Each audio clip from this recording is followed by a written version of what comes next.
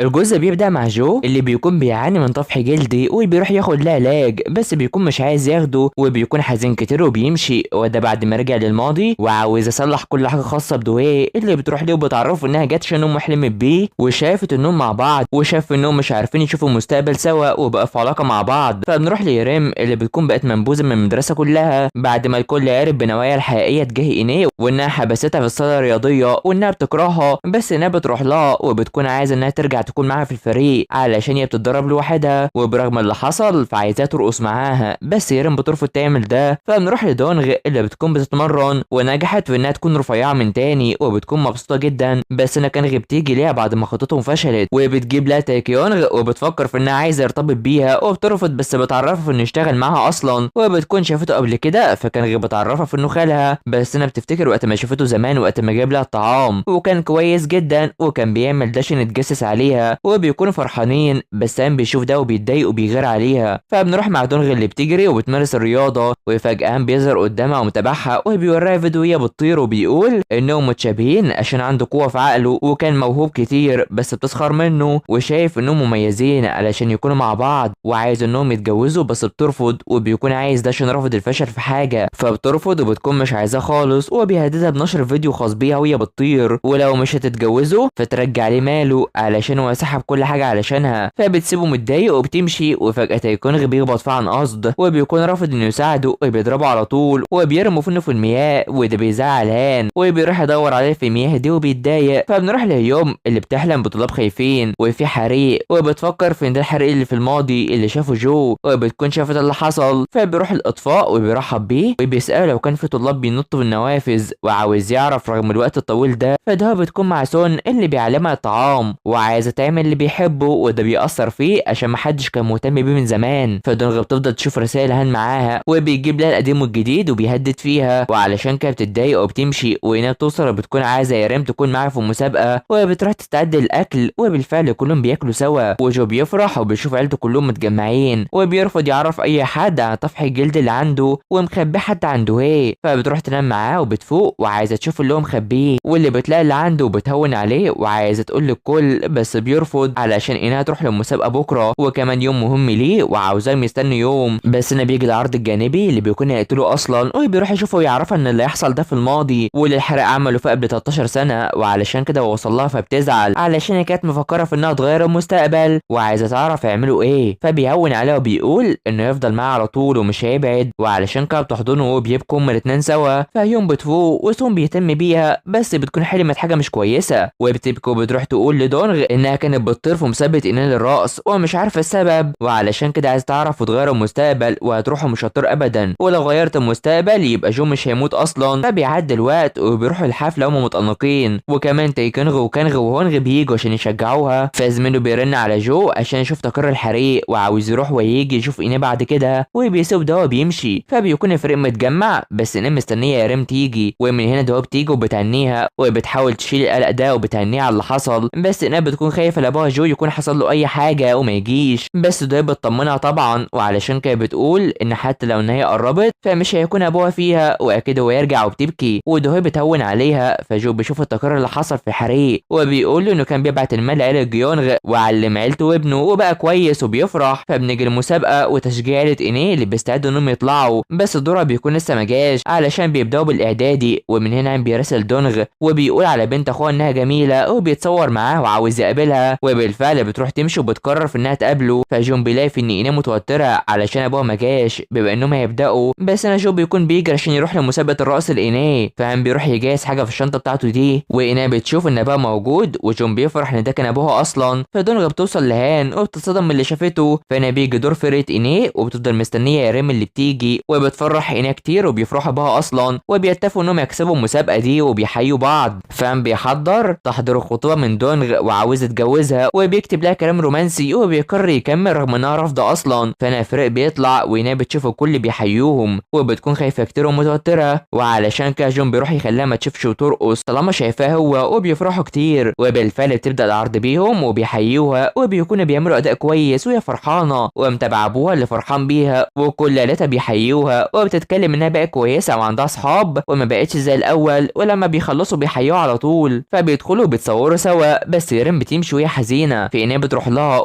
وبتعرض عليها انهم يتصوروا وبتصورها ما بترفض وبتتكلم معاها في انها حاولت تتقرب منها بس هنا يارين بتقول انها كانت بتحاول تتقرب منها برضه وخافت منها لما عرفت انها بتشوف اللي جوه الشخص وده اللي بتاكده ليها وبيفرحوا هما الاتنين سوا وبيتاسفوا لبعض علشان ناويين يرجعوا صحاب من جديد. فدهو بتفتكر الملابس دي واللي كان لابسها وقت ما كانت إينا محبوسه في الصاله الرياضيه وانقذها وشافته وبيتصدم وبيمشي على طول وعلشان كده بتروح وراه وشايفين في ان دونغ مش موجوده بس سام بيكون بيترجاها وعاوز فرصه تانية بس بتفضل ترفضه فبيروح يتضايق عليها وبيوريها في انه معاه بنزين عشان لو رفضته فيحرق كل حاجه. فيوم بتشوف العرض ده وده اللي بيفكرها بحلمها وبتخاف علشان ده ما كانش حريق من الماضي ده كان حريق في المستقبل وشايفه في انه يحصل دلوقتي اصلا وبالفعل هان بيكون ناوي يحرق نفسه بس دونغ شايفه في انه مش هيعمل ده خالص ومن هنا بيبدا يحدف على الشموع وشايف انه مش هيعمل ده وده الميزه اللي هي حبتها فيه وهو انه جبان اصلا وبتخليه يبكي وهي كمان بتقرر تمشي. فجو بينزل على طول وبيشوف الطفح الجلد اللي بيكون بيروح وشايفه في ان الوقت بيعدي عليهم وشايفه في انه يروح ينفذ خطته وبتبكي ومش عارفه تعمل ايه عشان ده قدرهم فبينكر ده وبيوعدها في انه يرجع في اي لحظه ولو رجع عشان ينقذها فده عشان هو عاوز ده مش عشان الماضي او حلم امه. وبيبكوا هما الاتنين وبتحضنه وعايزه توعده انها مش هتندم على اي قرار خدوه وعاوزه تكون كويسه في المستقبل وبيبوسها بوسه الوداع وبيمشي وبتفتكر وقت ما شافته في المستقبل وعاوزه تهتم بإينيه. فسون بيروح يعرفها في ان في حرق هيحصل حاليا في اي لحظه وبيصدمها بس الحرق بيحصل عند هان وبيسيبه وبيمشي على طول وسون بيعمل انذار الحريق والكل بيعرف ده وبيروح يطلعهم اصلا وبينظموا الحريق من غير زحمه وبالفعل هان بيكون مش عارف يعمل ايه وبيحاول يطفي النار بس مش بيعرف وبيكون مش عايز ده يحصل وبيهرب. فجو بيشوف الحريق اللي حصل وبيفكر في دوهيه اللي بتروح لإيناه والحريق وبيكون ورا الكواليس والكل بيهرب وعلشان كده دونغ بتقرر في انها تطير وتنقذ اللي حصل وبتقرر في انها تطير وتنزل ستاير الحريق وتمنعه والكل بيتصدم لما بيشوفوها. فيريم وإيناه بيحاولوا يهربوا من الحريق وبيكونوا اتحبسوا اصلا وإيناه بتهدي يريم وبتدور على مخرج.